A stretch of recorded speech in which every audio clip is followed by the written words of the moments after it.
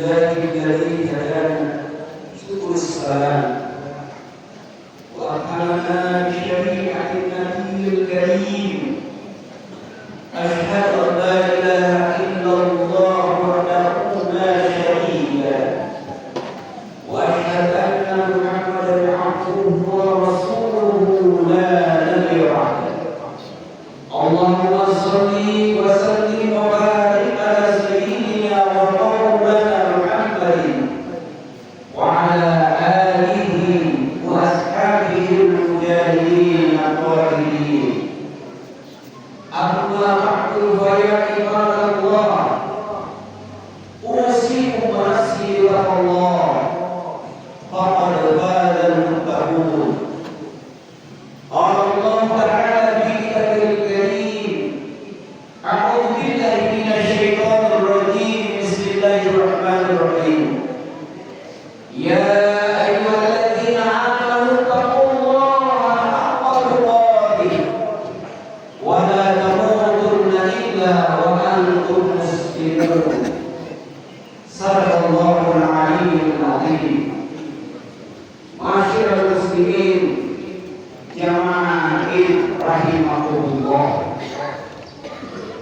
Hanya dengan rahmat Allah Subhanahu wa taala hari ini kita semua melaksanakan ibadah sunnah yang sangat diagungkan dalam Islam, yaitu sholat Idul Adha. Di ufuk fajar langit yang cerah, di pagi yang indah ini, matahari tersenyum kepada kita semua di dalam masjid ini. Saya akan mengajak kita untuk selalu bersyukur kehadirat Allah Subhanahu wa taala.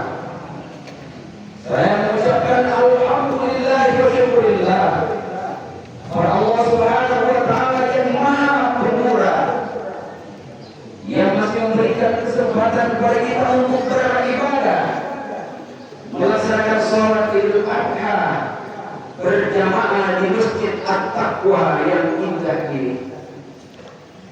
Di pagi hari yang syahdu ini, di tengah lantunan takbir, tahmid dan tahlil, diiringi dengan tasbih para makhluk-makhluk ciptaan Allah di muka bumi ini.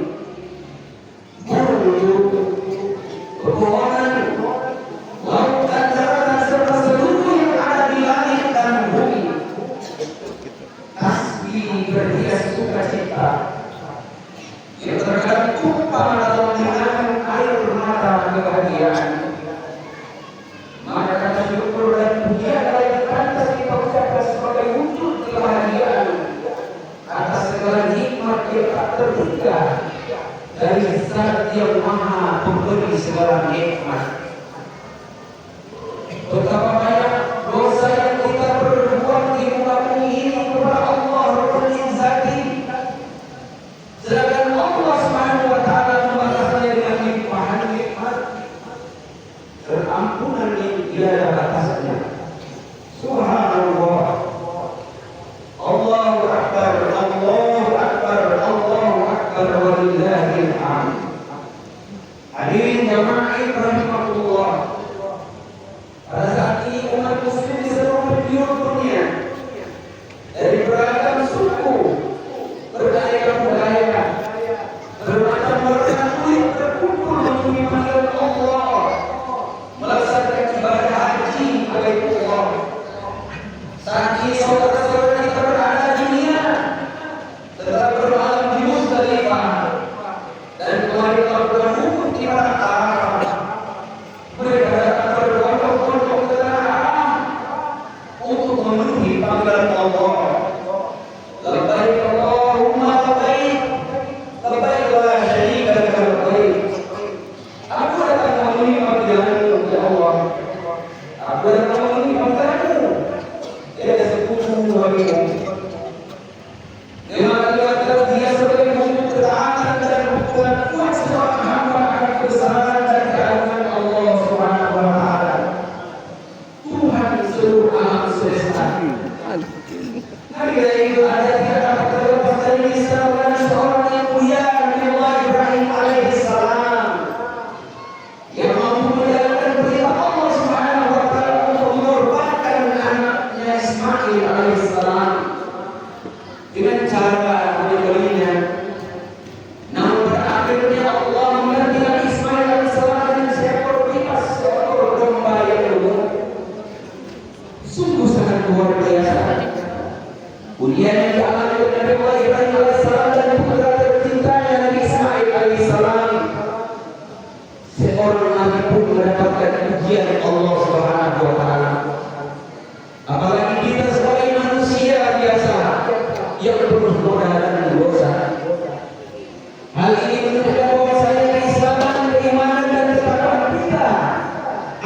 terus-menerus diuji oleh Allah Rabbul Izzati untuk melihat kita sampai di mana kualitas keimanan dan ketakwaan kita kepada Allah Subhanahu wa taala. Allahu Akbar, Allahu Akbar, Allahu Akbar, walillahil hamd. Hadirin jemaah yang rahimakumullah. Pada hari ini kita merayakan Idul Adha dengan melaksanakan sholat Id karena telah sampai pada hari ke-10 Dzulhijjah. Sholat Idul Adha adalah peristiwa besar yang setiap tahun umat Islam sedunia melaksanakannya dan dilanjutkan dengan rangkaian penyembelihan hewan kurban sebagai sunnah muakkad.